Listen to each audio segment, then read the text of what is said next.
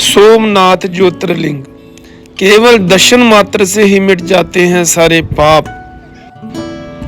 गुजरात में स्थित सोमनाथ मंदिर देश के 12 ज्योतिर्लिंगों में से एक है। कहा जाता है कि सोमनाथ ज्योतिर्लिंग भगवान शिव का सबसे पहला प्रथम ज्योतिर्लिंग है। मान्यता है कि इस मंदिर की स्थापना चंद्रदेव ने कई देवताओं के साथ मिलकर की थी। हम भाग्यशाली हैं जो हम आज सबसे पहले ज्योतिर्लिंग प्रथम ज्योतिर्लिंग के दर्शन सोमनाथ महाराज के दर्शन करेंगे। तो चलते हैं, आइए आपको भी दर्शन करवाते हैं। वो सामने खूबसूरत भव्य मंदिर, हम रात को यहाँ पहुंचे थे तो देखिए कितनी सुंदर झलक है मेरे भोलेनाथ के प्रथम ज्योतिर्लिंग की। तो मेरे साथ दर्शन कीजिए और बोलिए जयकारा भगवान सोमनाथ महाराज का। हर हर महादेव, हर हर महादेव, जय जय शिव शंभू। हर हर महादेव, हर हर महादेव, हर हर महादेव। मंदिर में कैमरा लेकर मोबाइल लेकर जाना मना है। बाहर ही कैमरे और मोबाइल, बेल्ट, पर्स वगैरह जमा हो जाते हैं। तो हम निकले हैं सोमनाथ ज्योतिर्लिंग के दर्शन के लिए। सामने सोमनाथ खूबसूरत टेम्पल। तो हम आपको पूरी जानकारी देंगे कि कैसे दर्शन होते हैं और आप कब जाएं। तो आप अहमदाबाद से ट्रेन लेकर या गाड़ी लेकर वरावल स्टेशन तक आते हैं और वरावल से फिर सोमनाथ आया जाता है। मंदिर के बाहर ही बाबा लोग मिल जाएंगे आपको, आपके तिलक लगाने के लिए। तो आप भी सोमनाथ भगवान के अलग प्रकार के तिलक यहाँ पर लगवा सकते हैं। चारों तरफ जो माहौल होता है वो शिवमयी है। तो हमने भी सबसे पहले सोमनाथ महाराज का तिलक करवाया। मंदिर के बाहर लंबी लंबी लाइनें हमेशा लगी रहती हैं। तो आप जब भी आए तो पहले अपना मोबाइल, पर्स और जो भी कैमरा है उसको, बाहर काउंटर बने हुए हैं वहाँ पर लाइनें लगी होती हैं। अलग अलग 4-5 काउंटर बने हैं जहाँ पर आप मोबाइल वगैरह जमा करवा सकते हैं। सभी कुछ जमा करवा कर फिर ही अंदर भगवान के दर्शन करने के लिए जाया जाता है। सुबह सुबह का समय है तो हम निकले हैं भोलेनाथ के प्रथम ज्योतिर्लिंग के दर्शन करने के लिए। आधे से 1 घंटे तक लाइन में लगकर हम पहुंच गए हैं भगवान भोलेनाथ सोमनाथ जी के दर्शन करने के लिए। तो बोलिए सोमनाथ भगवान की जय हो। दर्शन करके मन को असीम शांति और एक अलग प्रकार की ऊर्जा का अनुभव होता है। हर हर महादेव,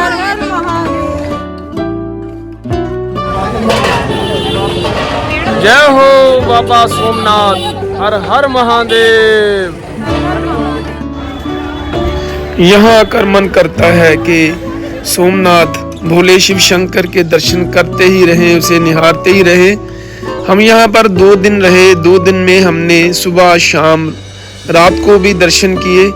तो हर बार जब हम दर्शन करने आते हैं तो हर दिन नया भोलेनाथ का, सोमनाथ महाराज का नया श्रृंगार होता है और उनका रूप अलग ही एक प्रकार की ज्योति और आभा वाला देखने लायक होता है। तो मन करता रहता है कि बस भोलेनाथ सोमनाथ महाराज को निहारते जाएं, देखते ही जाएं। जो भी भक्त भोलेनाथ से प्यार करते हैं, मेरी उनसे बेनती है कि एक बार आप जरूर सोमनाथ प्रथम ज्योतिर्लिंग के दर्शन करने के लिए अवश्य आए। आपको चारों तरफ से दिखाते हैं मंदिर की शोभा और आपको इसकी पुरानी कथा भी सुनाते हैं। तो बात करते हैं पुरानी कथा की। प्रथम ज्योतिर्लिंग की कहानी और जो पुरानी कथा है वो बहुत ही रोचक है।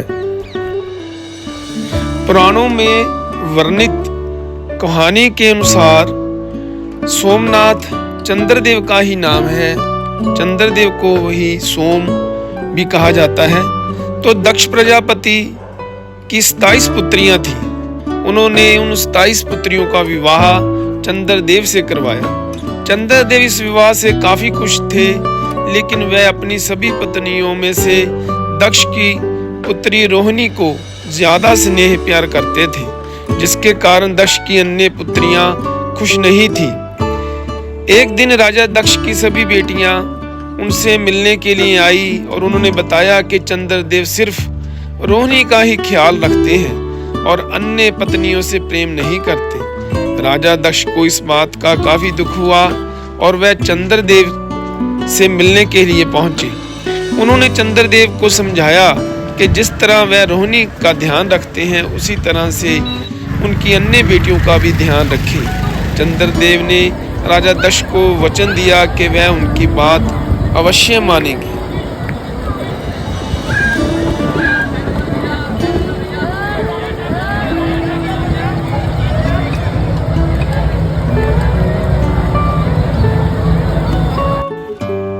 काफी समय बीत गया, लेकिन चंद्रदेव ने अपने वचनों को निभाने में वे असमर्थ रहे। राजा दक्ष की अन्य बेटियां दुखी रहने लगी। अब राजा दक्ष को ये बात पता चली तो उन्होंने चंद्रदेव को गुस्से से श्राप दिया कि वह क्षयग्रस्त हो जाएंगे। श्राप मिलते ही चंद्रदेव की चमक लगातार कम होने लगी, जिसकी वजह से वह बहुत चिंतित हो गए। दूसरे देवता भी चिंतित हो गए। प्रकृति का कामकाज रुक गया। कहानी के अनुसार चंद्रदेव इस श्राप से बचने का उपाय खोजने लगे। तब ब्रह्मा जी के पास पहुंचे। ब्रह्मा जी ने चंद्रदेव को एक स्थान पर जाकर भगवान शिव शंकर भोलेनाथ की तपस्या करने को कहा। ब्रह्मा जी के इस उपाय को मानते हुए चंद्रदेव सोमनाथ चले आए और यहाँ विविध रूप से भगवान शिव की तपस्या शुरू कर दी। चंद्रदेव की कठोर तपस्या से प्रभु शिव शंकर भगवान भोलेनाथ प्रसन्न हुए और उन्होंने चंद्रदेव को दर्शन दिए और उनसे कहा कि चंद्रदेव, अब तुम्हारी कला हर दिन एक पक्ष में क्षीण होगी और दूसरे पक्ष में वो बढ़ जाएगी। इस तरह से प्रत्येक पूर्णिमा को पूर्ण चंद्रत्व प्राप्त होगा। चंद्रमा को मिले इस वरदान से उनका श्राप खत्म हो गया और उनकी चमक वापस आ गई। इसके बाद चंद्रदेव ने सभी देवताओं से मिलकर इसी स्थान पर जहां उन्होंने तपस्या की थी, एक शिवलिंग की स्थापना की।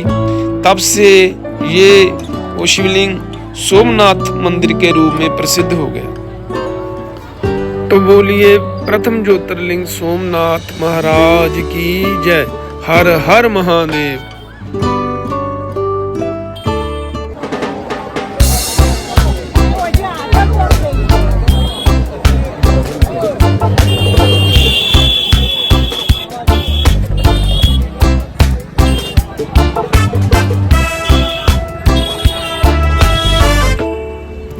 ये मंदिर हिंदू धर्म के उत्थान और पतन के इतिहास का प्रतीक रहा है। अत्यंत वैभवशाली होने के कारण इतिहास में कई बार इस मंदिर को तोड़ा गया है और पुनर्निर्मित किया गया है। वर्तमान भवन के पुनर्निर्माण का आरंभ भारत की स्वतंत्रता के पश्चात लौह पुरुष सरदार वल्लभ भाई पटेल ने करवाया और 1 दिसंबर 1955 को भारत के राष्ट्रपति डॉक्टर राजेंद्र प्रसाद जी ने इसे राष्ट्र को समर्पित किया। सोमनाथ मंदिर विश्व प्रसिद्ध धार्मिक एवं पर्यटन स्थल है। मंदिर प्रांगण में रात 7:30 बजे से 8:30 बजे तक 1 घंटे का साउंड एंड लाइट शो चलता है, जो देखने योग्य होता है, जिसमें सोमनाथ मंदिर के इतिहास का बड़ा ही सुंदर सचित्र वर्णन किया जाता है। हम भाग्यशाली थे कि हमने दर्शन सोमवार को सोमनाथ के किए। तो अलग अलग दिन अलग अलग भगवान का श्रृंगार होता है। जैसे सोमवार को और मंगलवार को हफ्ते के 7 दिन अलग अलग श्रृंगार भगवान का होता है। आप भी दर्शन करें। भगवान सोमनाथ आप सभी के सपने पूरे करें, आपको अपार खुशियां बख्शें। तो बोलिए सोमनाथ भगवान की जय हर हर महादेव, हर हर महादेव। मंदिर के पास और बहुत सारी दर्शनीय स्थल हैं। खाने की बात करें तो बहुत अच्छा खाना मिलता है। तो यहाँ पर माधव का रेस्टोरेंट बहुत मशहूर है। माधव होटल खाने के लिए यहाँ की थाली फेमस है, तो हमने भी इसका आनंद लिया। माधव होटल नज़दीक ही है, सोमनाथ टेम्पल के पास ही कुछ ही दूरी पर। तो आप भी जब आएँ यहाँ से खाना जरूर खाएं। उम्दा स्वादिष्ट गुजराती थाली का आप यहाँ पर आनंद ले सकते हैं। अनलिमिटेड फूड, 150 रुपये की थाली, बहुत बढ़िया खाना यहाँ पर मिलता है। मौसम की बात करें तो यहाँ पर मौसम गर्म ही रहता है, गर्मी रहती है। नारियल बहुत मीठे मिलते हैं और उनकी मलाई खाने का तो अलग ही मज़ा है। तो आप जब भी आएँ तो नारियल की मलाई ज़रूर ट्राई करें। महमूद गजनवी ने 1024 में इस मंदिर को लूटा। 1296 में इसे अलाउद्दीन खिलजी ने आक्रमण करके लूटा। 1701 में मुगल सम्राट औरंगजेब ने सोमनाथ मंदिर को आक्रमण करने लूटने का प्रयास किया। कितनी बार ये सोमनाथ मंदिर लूटा और फिर इसका पुनर्निर्माण हुआ, लेकिन आज भी इसका वैभव, गौरव और श्रद्धा उतनी ही है। इसकी 27 फीट ऊंची ध्वजा शान से लहरा रही है। सबसे खास बात कि यहाँ पर कोई वीआईपी पूजा नहीं होती, सभी भक्त दूर से ही भोलेनाथ के दर्शन करते हैं। तो बोलिए सभी हर हर महादेव, ओम नमः शिवाय। हमारे चैनल को कर दें सब्सक्राइब, लाइक और बेल बटन भी दबा दें। गौरव साक्षी व्लॉग पर ऐसी ही परिवारक वीडियो देखने के लिए उसे सब्सक्राइब करें। Keep watching, thanks for watching. Her her Mahadev.